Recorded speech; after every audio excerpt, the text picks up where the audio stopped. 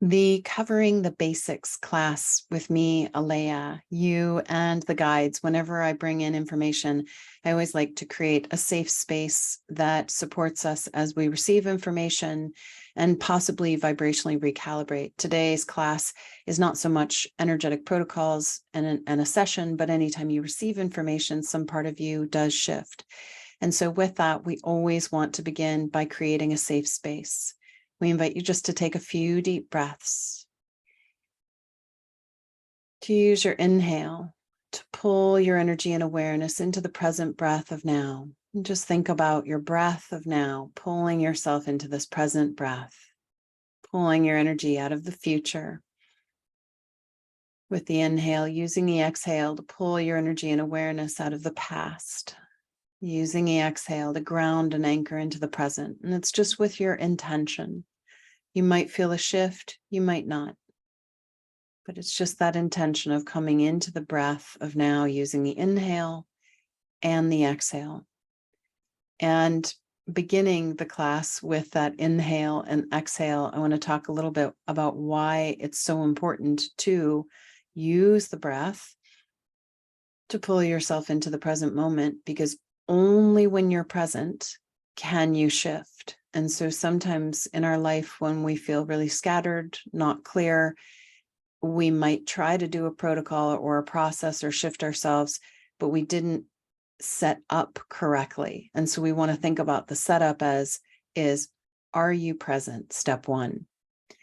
And I use that inhale to pull my energy and awareness out of the future, to use the exhale to pull my energy and awareness out of the past, to use the exhale again to anchor into the divine line front of spine. And we're going to talk a little bit about all of the definitions so that you can get the most out of this work. So with that present moment, then the next step is to explore the idea that you have a divine line. It is a river of light. And however you perceive, and it might actually be useful for you just to take a moment to think about, are your ears super sensitive? Are your eyes super sensitive? Is your kinesthetic sense really sensitive? Is your sense of smell super sensitive? And so we have the eyes, the ears, the sense, the tactile feeling, we have smell, and we have taste. And then we also have another sense, which is like a clairgnosis, like this clear knowing inside you. It just has this incredible resonance where all aspects of you have this profound awareness.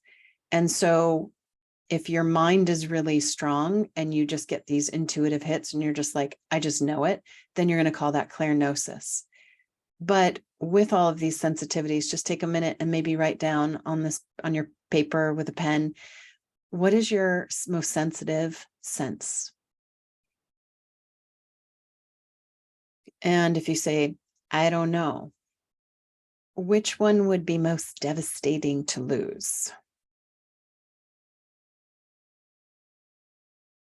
Visual, auditory, feeling, not being able to feel, touch, all of them. And just start pondering, what is your most sensitive sense? And that is actually going to give you information about how you receive energetic information, where your intuition is aligned. And you might even start using words like, oh, I sense it, or I hear it, or I see it, or I feel it. So start bringing your language in alignment with your energetic sensitivity. We're going to take a minute now to dive into definitions of the basic terms that I use in the Daily Cups, the Tall Cups, energetic protocols, and also in my book, 7 Cups of Consciousness. The very first one I spoke to for just a moment is the divine line. It's a river of light that flows up and down the front of your spine. And you actually have 2 divine lines. There's the divine line of you, the soul that's riding in the body. And then your body has a divine line that runs through the spine, the spinal cord. We have a little skeleton here. And this is the front of the spine. And on the front of the spine is your divine line, soul rider. And it's actually not that big. It's bigger than a pencil, but you're going to have your divine line firmly attached to the front of the spine. And then the divine line of the body deva actually runs through the spinal cord. It actually is in the spinal cord. And when I had my enlightenment experience in 2001, I very clearly felt this river of light flowing down the front of my spine. And actually, the energy does flow down the divine line and up. It goes in two different currents, but it's very important to honor your level of awareness, what works for you. So if visualizing or feeling or sensing or perceiving a river of light going in two different directions is confusing and overwhelming to you, drop it, toss it. Just let yourself perceive this river of light that flows down the front of the spine, perhaps moving in just one direction. There's no right or wrong with this work. So really honor what works for you. So as you, the soul rider, have this river of light that flows down the front of the spine, we call that the divine line of the soul rider. Then the body, physical human form, has its own divine line that runs through the spine, the spinal cord. And again, its energy, its essence runs up and down that divine line in the spinal cord. And when I was at Duke University, I was in the cadaver lab and somebody handed me a spinal cord. And I immediately heard my body say to me, that's where my divine line runs. And so after my enlightenment experience, I kept researching and studying and pondering and meditating and exploring and tuning in. And I was like, oh my God, that's intense. And I could literally feel an activation actually happening in the divine line of my body, Deva's spinal cord.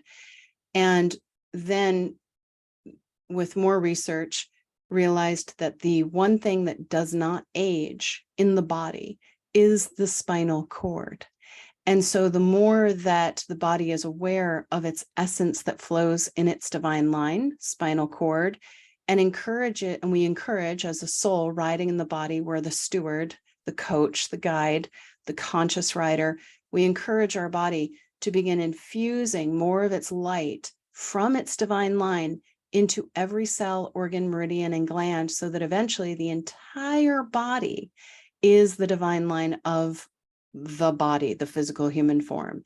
And then it has the ability to dematerialize, rematerialize, instantaneously manifest all of the cities, instantaneously heal, move itself into a different dimension. So that's part of the body's evolutionary process that we as the conscious soul can start holding space for.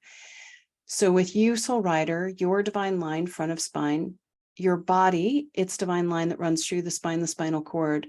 We also want to recognize that our team, we have a team presence around us, and our team have divine lines that flow in their energetic system. And I'm going to explain who the team are in a little bit. We're going to talk about the soul rider team and the body Deva's team.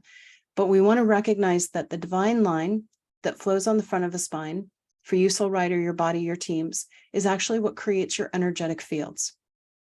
It reflects into the energy fields. And think about the last time you went out, you saw somebody, and you might have perceived, wow, they have a lot of light, or they don't have a lot of light. That is an indicator of how aware they are, consciously or unconsciously, of the energy that flows in their divine line, how much they've been working it. And the stronger and the more powerful the energy is in the divine line, the stronger the energy fields are going to be. Same with the body and the teams. So as you are spiritually growing, evolving, using energetic protocols, meditating, I find that the most powerful practice is that inhale, pulling yourself into the divine line.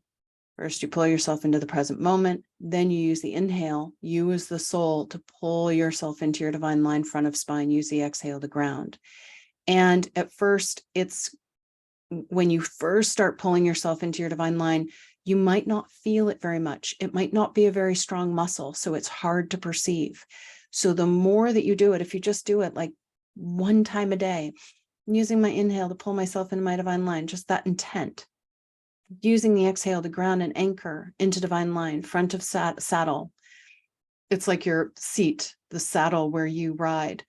the stronger your fields are going to get. And we're going to also talk a little bit more about more practices that you can do to amplify this energy in the divine line.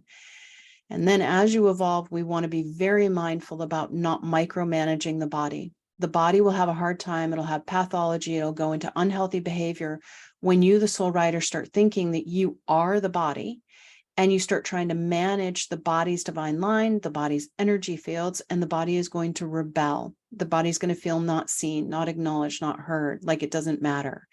And that is where we run into some problems. Also, it can negatively impact the capacity to manifest, because the body, you as the soul are trying to manage energy fields you're not calibrated for. So with your body's divine line, you soul rider, your divine line, and then your team and their divine lines, that creates this beautiful energy that can reflect into the energetic fields, and it also creates a draw.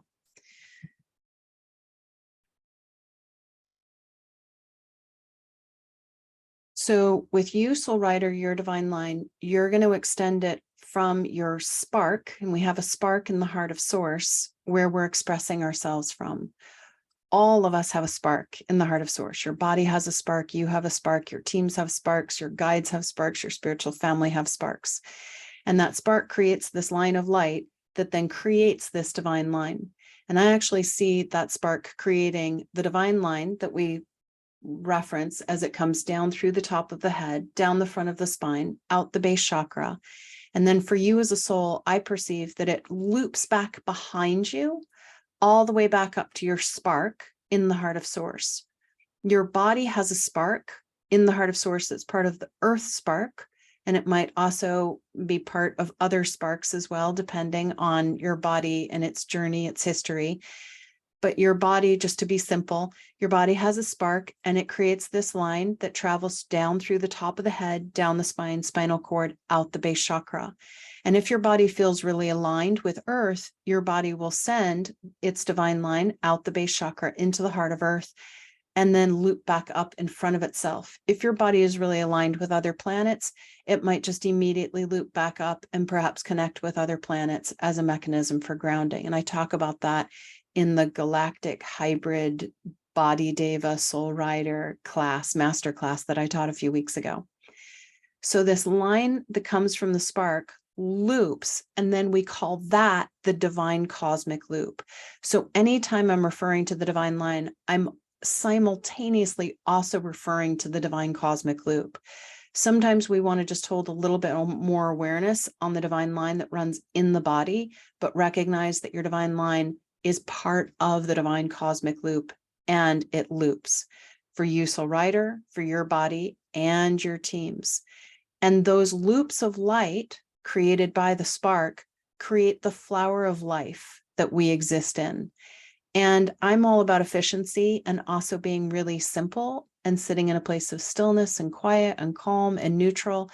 And so I've practiced just working this loop of light. And the more you just work your loop of light, the stronger it makes your energy fields, the stronger it makes your flower of life, this sacred geometric shape that you're in, your light body, your etheric fields, you in every single dimension where you're expressing yourself.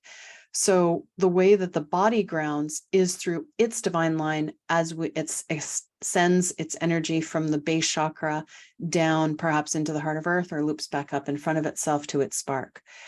I have found that some bodies do really, really well with grounding into their sparks in the heart of source. That is using that as a primary grounding mechanism, because on some level, everything that's happening for us at our spark level is the only thing that's really real.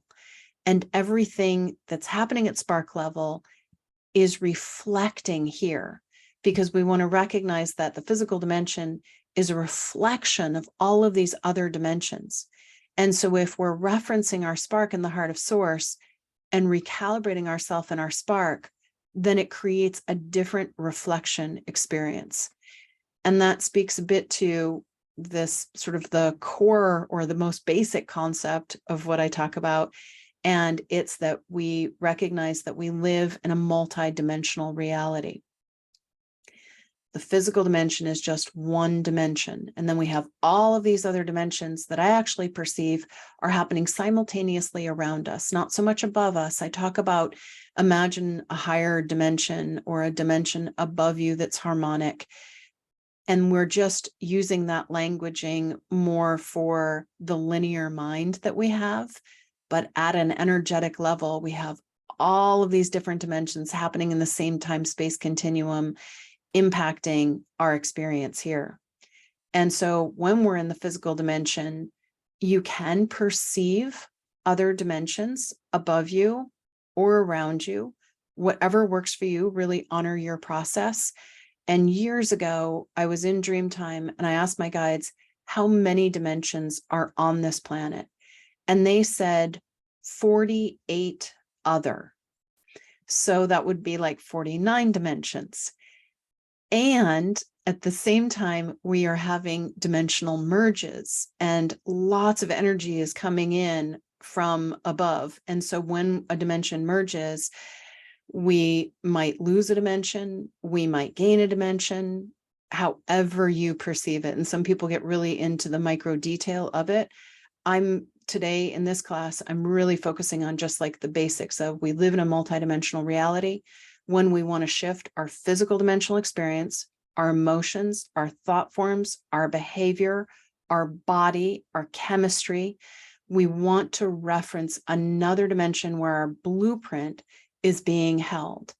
Use your higher self, which is the energetic aspect of you. Use the higher self, which is the energetic aspect of your body that exists in this other dimension, and your teams to shift that energy. And then you get that ripple reflection here into the physical plane. And there's one other really essential piece to recognize and understand with this multidimensional reality. And that is, it's like my favorite phrase right now.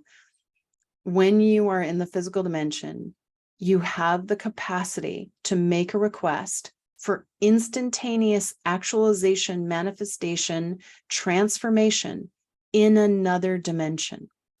So we get so focused on manifesting here in the physical dimension, but play with the idea that we want to take that obsession of manifesting here in the physical dimension, and we want to bring it into another dimension where we can instantly, with a request, actualize that which we desire. That's step one.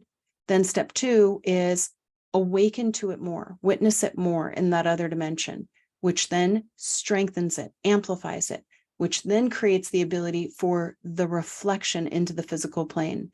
And I find that we want to hold the awareness just with our imagination, our intent, our higher selves in that other dimension, witnessing it into being for 2 minutes until we start to get the ripple. And the stronger your energetic fields, the stronger the ripple. And in all of the work that I do, the master classes, the coaching, it's all about bringing your control, bringing your focus, bringing your anchors back to your own divine line so that you have the ability to have really strong energetic fields, energetic muscles in other dimensions in order to shift yourself, your consciousness, your behaviors, your emotions, your thought forms, your reality in the physical plane. So we have the divine line. We have the body, which is a physical human form, and it has a divine line. And you, soul rider, have your own consciousness. Your body has its own consciousness. You, soul rider, have your own energy fields. Your body has its own energy fields that are different than yours. Now we're going to talk a little bit about the team. You, soul rider, have a team that encircle you, and they have a similar level of consciousness. They have different gifts, wisdom, mastery, and perspectives, but you may have been journeying with your team for many, many incarnations. It's like your crew that you learn, grow, and evolve with. And so you have the ability to use your team to buffer you, support you, positively, empathically impact you, but in a healthy, co-creative way. Your team isn't doing anything to you. They're just amplifying supportive qualities inside themselves, gathering information and sending information, and creating this lovely supportive container. And in today's class, I'm just, again, going over some of these basic concepts, but in some of the coaching, the classes, the master classes, I might do a master class on your team, working with your team, your body Davis team. we go more into the details, but just recognize you have a team. They exist in another dimension. They are not ascended masters. You don't want them to be ascended masters. Your guides might be ascended masters, but your team, again, they hold a similar level of consciousness and they're with you 24/7. The more you acknowledge them, the more you invite them to acknowledge themselves and connect with themselves, the easier it will be for you to feel your team. Your body also has a team. And years ago, I studied little bits of shamanism. I studied shamanism maybe for 4 years, off and on with different teachers. And in shamanism, they talk about animal totems. And from my perspective, after my enlightenment experience, I realized that my body actually has a team of nature spirits. And I call that the body Davis team. So you might have black bear in front of you, an eagle above you, and whale behind you, and lion to the right of you, and hawk to the left of you. So start holding space for your body to explore its team of nature spirits that might be of this world, other worlds, depending on your body's affinity, whether it's a galactic hybrid or just physical human form, really bonded with nature. So just start having your body get its team to encircle, and you might not even perceive it, but you might feel a little more buffered, a little more supported. So recognize you, soul rider, have a team, your bodies have a team. And then you have guides that, again, exist in other dimensions that are here to support you. They have information, they can hold supportive energies inside themselves. And a lot of the times people ask me the question, how can I get my teams and my guides to support me the most in a healthy, co-creative way? Every single day you could wake up and you could just say, hey, team guides, hold your most favorite vibration that you have mastery of inside yourself more today. So you're just asking your team, your guides, to amplify more of a quality they really value inside themselves.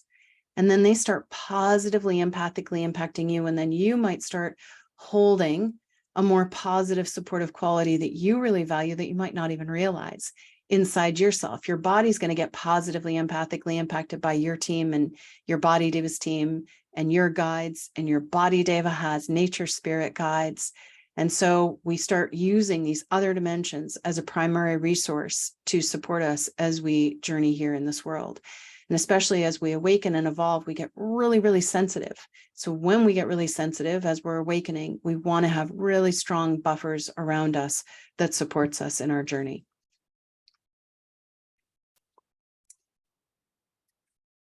There was a question about, are your ancestors part of your team, you soul rider? No, you don't really want your ancestors on your team, no matter how much you might have loved them or loved them. You don't want your parents part of your team. I have seen actually parents' teams in people's teams, and then we get empathically impacted by the parents' patterns.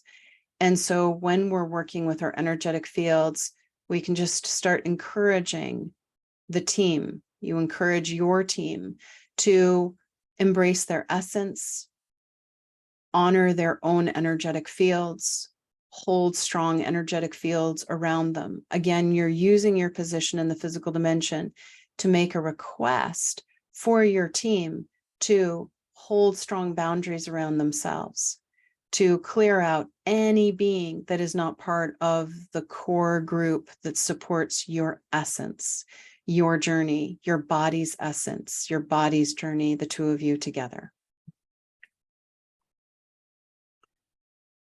So when we think about the soul rider being here in the body, and then you've got your physical human form, nature, spirit, body, and then you've got your team, I refer to that as the sacred trinity. And in a lot of the protocols that I do, I use the terminology, we invite you at the level of your higher self, your body, Deva's higher self, your teams, to work with your energetic fields and the guides to do ... make a request. And I'm going to explain that protocol in just a little bit. But when you want to make a shift in the physical dimension, in your behavior, your beliefs, your thought forms, your emotions, we really want to honor that you're part of a group field. Yes, there is you, the soul, riding in the body, but you're in a body and it has its own consciousness, its own patterns, its own needs. And then we've got the team, and they have their own history. And so when you invite all aspects of yourself, your body, your teams, this group to shift in the appropriate dimension, there is a pretty profound impact. And over the years, I spent years figuring out what could be a protocol / prayer that would work within seconds to clear a discordant energy. And I spent hours in meditation and days feeling discordant energies, and eventually came up with this formula of, I invite my higher self, body, Deva's higher self, teams, my team and my body's team, to work with the energetic fields and the guides too, and then we bring in an action. And I have found that usually there is a pretty big shift, but in a gentle way, because it's you shifting you. So always tying those protocols into the sacred Trinity. Now, sometimes it might just be your body's challenge. And so then you could say, body, at the level of your higher self, work with your energetic fields and the guides to release any responsibility that you might be holding that doesn't belong to you. And then you, as the soul in your team, could also be modeling that, of how we return responsibilities that are not ours back to their right and perfect place. So tie in that sacred Trinity component when it feels relevant and appropriate.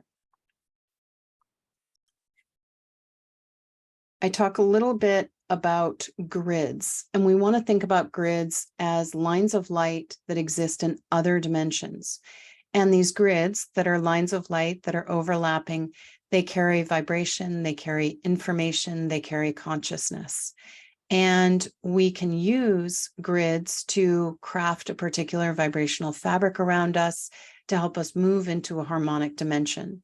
So when we use the grids, just let some energetic aspect of you ask for an appropriate vibrational grid that supports you, that empowers you, that inspires you, whatever it might be. You can infuse particular qualities into these grids in these other dimensions.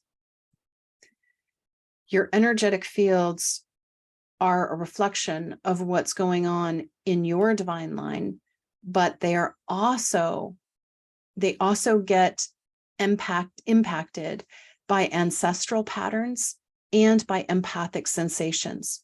So if you're hanging out with somebody who's really, really happy, your energy fields are going to feel their energy fields, and their energy fields are going to impact your energy fields. And then you just start to feel this lightness and this joy. Or if you hang out with somebody who's really detail-oriented, you might get empathically impacted and start feeling that detail-oriented way of being. It's not the way you are, but you're empathically feeling how they are. And it's tied in with like the law of resonance. When we hold a really harmonic vibration, we naturally move to the most harmonic vibration we're exposed to. So with your energy fields, just think that when you're around a lower vibration, if you have a really strong harmonic vibration within and around yourself, you're not going to get pulled down into a lower discordant energy. So that actually protects you if you are not attached and wanting them to be holding a high vibration. And we talk a little bit about that in empathic sensitivity, where when we go into empathic sensations, we might get attached and wanting for other people to be other than they are. And the moment that you get attached for how somebody is, you immediately move into an empathic experience and you start literally processing their stuff, feeling their stuff. Instead of being attached and wanting for other people, the moment you see somebody holding a particular energy that you think maybe could change, shift for the better, invite some energetic aspect of you, your higher self, your body, Deva's higher self, to send appropriate energetic information to them where they have the capacity to receive it to the degree that they choose. Then you're never attached or forcing the information down their throats. Just like, I'm just going to send you information that I might have, but I'm not going to be attached to how you are. I'm only attached to my own self. And a few years ago, I taught the Empowered Empath course, and it walks through all of the steps of how to clear empathic sensitivity, why we get empathic. But one of the key pieces to recognize with empathic sensitivity is we typically get empathic because we are attached and wanting for somebody to be different, maybe even meet a need, change, grow, value what we value. So we want to start training ourselves to only be attached to the energy that flows in our line, encourage your body to be only attached to the energy that flows in its divine line, and invite your teams to also hold that same stance in the dimensions where they're expressing themselves.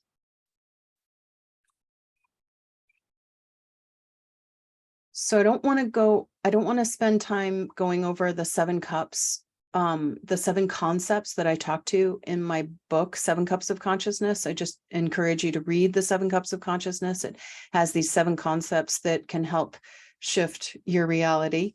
And let's dive actually into basic protocols, and then we'll dive into questions.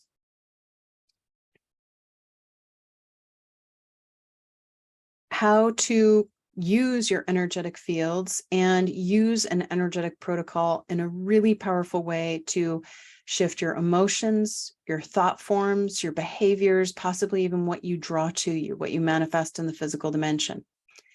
And again, step 1 is always to pull yourself into your divine line using your inhale, pull yourself into the present moment. And whenever we're crafting a protocol, we want to recognize that we're pulling on the first concept of the 7 cups of consciousness. We live in a multidimensional reality. So you're pulling yourself into your inner river of light, which actually exists in another dimension. It's non-physical, it's energetic, etheric. And you're using something physical to actually help you pull yourself into this etheric place, space. So as you pull yourself into your divine line, with the beginning of a protocol, whenever we want to shift, we have to feel safe. And one of the ways that I create safety is by calling upon ascended masters to encircle guides, advisors, spiritual family, nature spirits, beings that you resonate with, to encircle you in another dimension, that first concept, multidimensional reality, to hold a safe space inside themselves, to hold safe space for you in a healthy co-creative way. And we do that in the protocols that I do. We call forth the ascended masters to encircle you in this safe and sacred space. And then the second part of a protocol is to use your inhale to pull yourself into your divine line. And then you invite your higher self, body, Deva's higher self teams to connect to your own healing source, your own spiritual power, your divine spark. And it's this vertical hookup. You might even feel a vertical hookup connecting in with your spark. And as soon as you connect in with your spark, you're now able to receive appropriate information from your higher self, from your guides in an empowering way. And then before we craft a protocol, we then call in appropriate sacred geometric shapes, sounds, and light that have the capacity to support you. And you can bring in whatever intentions feel appropriate for you at the time. And so that's the setup, the beginning of a protocol. And then we go into the detail of, okay, what's the action of the protocol? Before you begin the protocol, you want to ponder, what is it you want to shift inside yourself or in your outer world? Because whatever's happening in your outer world is usually happening in the inner world.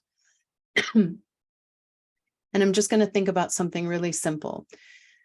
We have reference points, and they're like little places where we energetically go to see where we can get our needs met. And we also have anchors. And one of my favorite daily practices is inviting your higher self, your body, Deva's higher self, your teams, to work with the energetic fields and the guides to retrieve all of your reference points and your anchors off of everyone and everything and back to your own divine line. And so just take a moment to repeat after me. I invite the higher self of me, my body, and teams to work with the energetic fields and the guides, or just to work with the energetic fields to locate, reference all of our reference points and anchors that we have placed externally. And when I say we, that means you, your body, your teams, and you're repeating after me. So you're saying to your own self that we have placed externally. So now some energetic aspect of you is using your energy fields, your body's using its energy fields, your team are using their energy fields to locate all of those reference points for all of your needs, all of your anchors, and retrieving them. And then repeat after me. We invite the higher self of me, my body, and teams to work with the energetic fields to retrieve all of our anchors and reference points off of everyone and everything, back to our own divine lines. And now you are referencing yourself internally. You are holding your anchors internally, which moves you into a more connected state. It also decreases empathic sensitivity because wherever you're holding your anchors or your reference points, you're going to energetically feel wherever that may be, the people in that space, the people that you might have your reference points for your needs on. So it's a simple protocol that can start bringing all of your anchors back to your line, all of your reference points. And I'm just going to recap it again in your own language that you would use for your own self. I invite the higher self of me, my body, and teams to work with the energetic fields and the guides to locate and retrieve all of our reference points and anchors off of everyone and everything and back to our own divine lines, to clean them, recalibrate them in a way that supports us, empowers us, moves us into greater alignment with our essence, our wisdom, and mastery. And so you could write that down, and I'll also transcribe it as well. And that could just be a protocol that you do every day.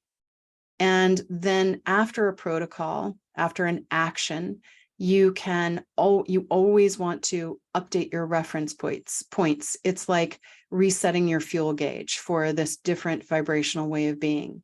And the way that you do that is you say, I ask that all of my reference points are updated, all ways in which I perceive and are perceived in all realms where I'm expressing myself or where we are expressing ourselves.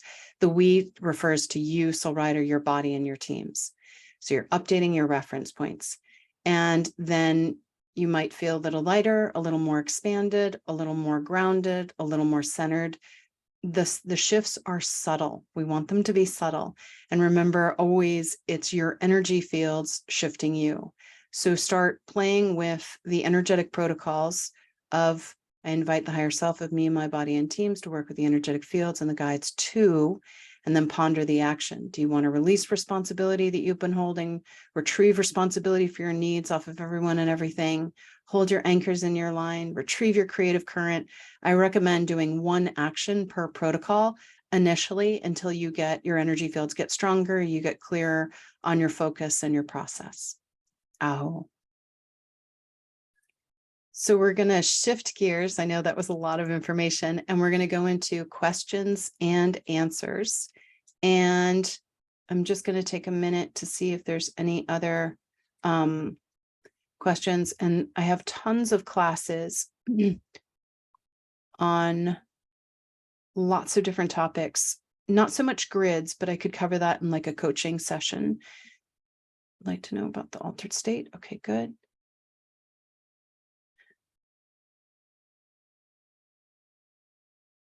Okay, good, Carolyn. I'm just going to kind of dive into these, and we're going to take the next 15, 20 minutes to answer them. We're diving into questions and answers, and there's lots of questions that I want to speak to today that people have asked. And somebody asked a question about when they listen to energetic protocols, tall cups, maybe even daily cups, they move into an altered state, and you actually might feel like you drift off or you get super spacey. And that's actually really good, because what's happening is your conscious awareness is being rediverted into a different dimension, into a higher dimension, a more harmonic dimension. And now you're utilizing your energy in this other dimension, shifting, changing the vibration in your energetic fields. And so you fall asleep, or you feel like you've dropped into an altered state, or kind of like spacey, not really asleep, but just in this other place. And it's your energy fields doing the work in this other dimension. At first, it's really disorienting, but remember that the more you do this work, the stronger your energy fields, and actually the less sleepy you'll get. And when I first started doing energetic protocols with myself for the first 3 years, I actually fell asleep in the middle of everything, every single protocol, because my energy would redivert, go into the energy fields, do the work, then redivert again, and I'd wake back up and I'd feel the shift. So let yourself go into that altered state, that spacey. You're just accessing another dimension. The more you do it, the stronger you'll get with it. It's just a slow muscle that you want to build, work on building.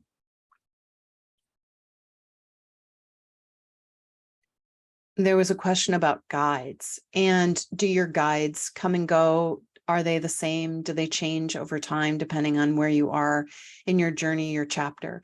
And I perceive that guides actually do shift depending on your journey and what you're focused on. So if you're in a really challenging time, you might actually want to call upon the guides that can help you through this challenging situation.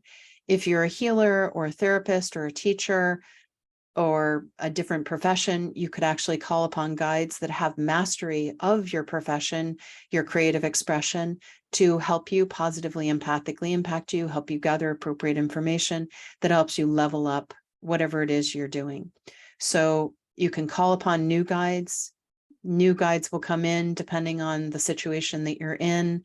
You might have, like, everybody's different. You might have a sense of just a guide that's with you your whole life. So really honor your own sense of what is your journey with the guides that you are working with. And now I'm just going to take a minute and look at questions that people shared prior to class. And give me 1 second. Okay, there.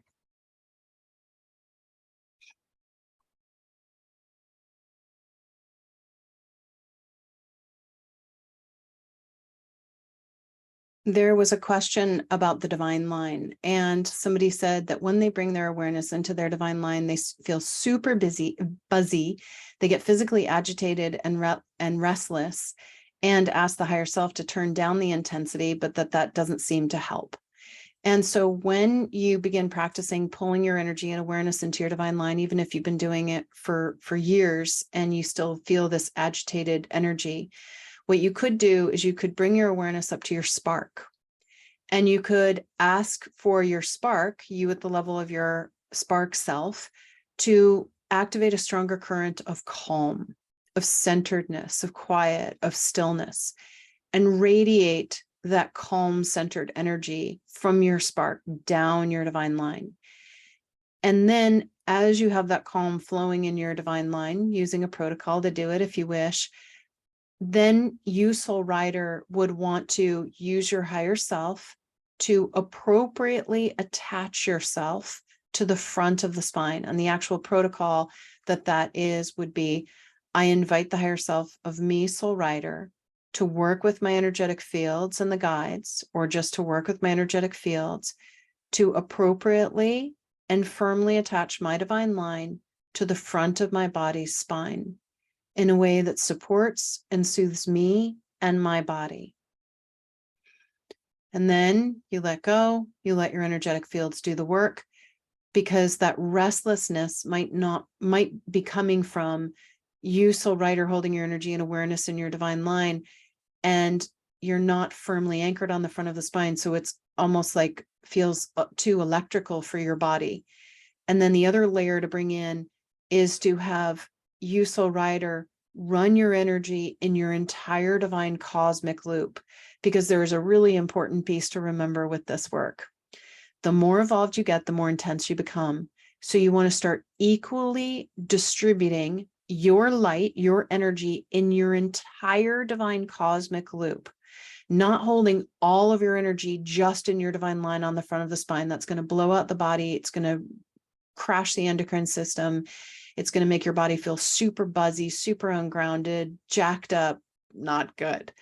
So protocol, I invite my higher self, me, soul rider, to work with my energetic fields and the guides to equally distribute my light in my individual divine cosmic loop. And then you just visualize, just imagine, just hold space, like let go for this light to be equally distributed in your entire divine cosmic loop, snuggling appropriately up on front of spine, and see if that helps shift the buzzy.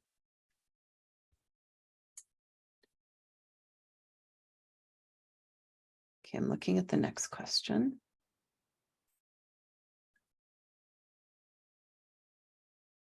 There was another question about, what does self-love feel like? And that is such a critical piece, because self-love is essential in our growth and our evolution as we awaken. And when I think about self-love, I actually think of it like a quality. What is a quality that you have inside yourself that you value? And so just take a minute right now. And if somebody was to use a positive word to describe you, what positive word would they use?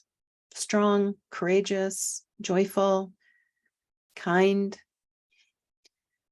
And so whatever that word is, or you might feel inside yourself, oh, I really value that I am kind, or that I am gentle, or that I am patient. And then you would directly link that quality. Imagine a river, a thread, a current of that vibration flowing in your divine line, soul rider. Invite your body to feel that same current in its divine line. Your body might have it as well. You can invite your teams to also feel that current inside themselves to the degree that's appropriate for them. And then you're starting to feel this quality that flows within you that you've actually taken many, many moments to attain. And you start linking your sense of self-worth in direct connection with that quality. You start valuing it more, appreciating it more, respecting it more, honoring it more, being in gratitude for it more. And when you do that, that creates self-love. So it's a very simple practice of, oh, what if my heart wasn't kind? Oh God, that'd be horrible. I'd be so mean. I'd feel so angry and mean inside. Oh my God, I really love this kindness that flows in my core. I can feel a little bit that kindness, almost like a river that flows down front of spine, maybe in the spine too, of the body. So start just doing that tiny little micro practice every single day of feeling into a quality that flows within you that you value. And that starts to create this plume of self-love. Oh, good question. Okay. What are some practices to apply when I perceive I am trying too hard and frustration moves in? There's a question of, what happens if I'm trying too hard and I have all these practices and then I start to get frustrated? What would be a remedy? And with that, the moment we go into frustration, remember it's the fourth concept in the 7 cups. We do the opposite of that which we're intending on mastering until we reach a certain level of conscious awareness and we begin to practice that which we intend to master. So frustration, the opposite would be patience, and maybe even self-acceptance of like, you know what if right now in this very moment, I'm enough. I don't have to change. I don't have to be more evolved. How could I just be in acceptance of what is right now? Because what we resist persists. And so sometimes we have to just take a micro moment and embrace what's going on and just be like, why might I be in this energy? How is it somehow serving me? How could I be patient with myself right now?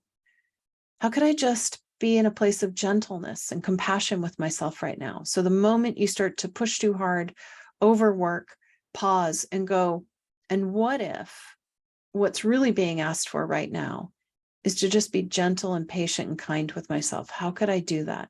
So bring that languaging in if it resonates. When you start to get overwhelmed, you feel like you're pushing yourself too hard and you get frustrated.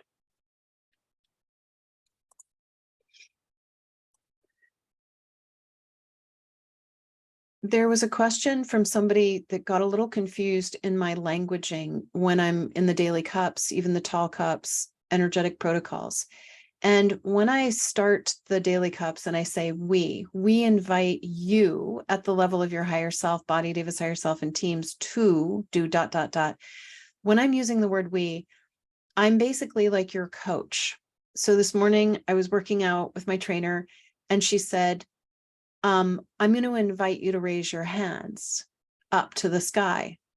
And she could have said, she said I, but if she was acknowledging her as the soul and the body and the teams, then she would say, well, we, meaning her, her body and teams, are inviting me, my body and teams, to raise the arms up to the sky. And so when I use that protocol of we, I'm essentially saying me, Aleya, soul rider, my body and my teams, and the guides and advisors that I'm working with, we invite you to use your higher self, your body, Davis higher self, your teams, to work with your energetic fields and the guides to activate a stronger current of ... in your individual divine cosmic loop. And a lot of the times in the protocols, I simplify it and I say in your individual divine cosmic loop. Sometimes I'll say for you, soul rider, that means you, the soul riding, for your body and for your teams. So I can dive deeper into that perhaps in a coaching of how we unpack those layers of the protocols. But when you're doing your own protocol for your own self, I recommend that you would say, I invite my higher self, me, soul rider. I invite my body at the level of its higher self to work with its energetic fields. I invite my teams to work with their energetic fields and the guides to use our energy fields to do something, to bring in an action. So start playing with it, crafting the protocols in a way that works and makes sense to you. And if you hear a protocol from me and you're like, I don't really understand what she's saying, just recognize I'm just walking you through a process. I'm not doing anything to you. I'm just guiding you. Like you could raise your arms up to the sky and then you could squat down and then you could take a deep breath in, you, your body, and your teams. So hopefully that clarifies the whole process of crafting protocols. There might be a couple other layers there too. And I'm just looking at other questions. Okay, good. I answered that, Okay, so I'm going to come into chat. When you're doing an energetic protocol, how to keep your mind out of the space. Think about using your mind, your thoughts, your words, silent or out loud, simply as a request and an invitation to this energetic aspect of you. And the visual that I am going to share with you that might help keeping your mind out of it is imagine that your higher self, your energy fields, your higher self is connected in with your energetic fields, your higher self uses your energy fields. You make a request to your higher self that uses your energy fields. And when you make a request, you then have to let go. So imagine being at a restaurant and making a request for something to order. We're like, I would like some lemonade, please. And then you keep holding on to the waiter's pant leg and you don't let the waiter go. You're trying to use your mind, or you might even like follow the waiter back into the kitchen and be like, are you going to get my lemonade? Because I want my lemonade. We're using our mind to keep our awareness on the process. And we actually want to let go of the waiter's pant leg. And we just want to say, I'm inviting my higher self to activate a stronger current of calm in my divine cosmic loop. And then you take a deep breath and you're like, I'm sure my higher self is on it. I'm sure my higher self is using my energetic fields to activate a stronger current of calm. So you just have this intent of letting go, using your mind to be in the focused place of letting go, to let some other energetic part of you do that work. Let's take one more question on tunnel of light. And I did do a video about the tunnel of light, but kind of how it's different. The tunnel of light is one other term that I talk about. And the tunnel of light actually inserts at the back of the neck. So you have your divine line, soul rider, your body Davis divine line, but then we have this tunnel of light. And again, from my experience and my perspective, the tunnel of light is actually how the soul comes into the body. It's also how we get energetic information from our higher self and our body Davis higher self. It's like a USB port. And so with that tunnel of light inserting at the back of the neck, comes in and gives you information. You want your tunnel of light to be clean, to be firmly attached to the back of the neck, to have a clean top, protected top, and that will also help the neck and the shoulders. So I'll start bringing in more energetic protocols in the daily cups and maybe in the coaching sessions of energetic practices that you can use to really utilize your tunnel of light, keep your tunnel of light clean and clear. And I remember right after my enlightenment experience in 2001, for about 6 months, maybe 8 months, I felt or 2 years. Yeah, it was longer than that. 2 years, I felt a cool breeze coming down the back of my neck all the time. And then I acclimatized to it, got used to it, but I still feel like an openness and sometimes like a gentle breeze. So you want your tunnel of light open because that's an indicator that it's an indicator that energetically you are able to receive energetic information from your higher self, from your body Davis higher self, in a way that supports you in your recalibration. And again, I'll bring in some daily cups, and also in coaching sessions, we'll dive deeper into the tunnel of light. And the tunnel of light can absolutely help with integration. I do have a YouTube channel, and I have like over 300 videos, energetic processes that you can explore that might help you in your journey. We have lots of master classes that are happening that can help you, an empowered empath course that I did. And if you're not getting the daily cups, you're more than welcome to gift the daily cups, a month of daily cups and tall cups to anyone, and gift yourself with a month of daily cups and tall cups to anyone. Thank you all so much for joining me. And whenever we complete, we always want to do a little wrap up, balancing and stabilizing. So taking a deep breath in, moving into a place of completion. Use your inhale to pull yourself into that inner river of light, front of spine. Use the exhale to ground and anchor into that inner river. And then just take a moment to invite some energetic aspect of you to balance and stabilize your fields. For you, your body, your teams. And then intend wrapping yourself in sheets of rainbow light, gently sealing these vibrations in to whatever degree is appropriate for your spiritual evolutionary state. We, meaning me, my body and teams, are in deep gratitude to be of service to you in this way. We're in deep gratitude to the angelic realm, to the ascended masters, and to you and your courage for shifting, growing, awakening, evolving, moving into more harmonic vibration, and modeling that as you move in the world. Let it be so. Aho.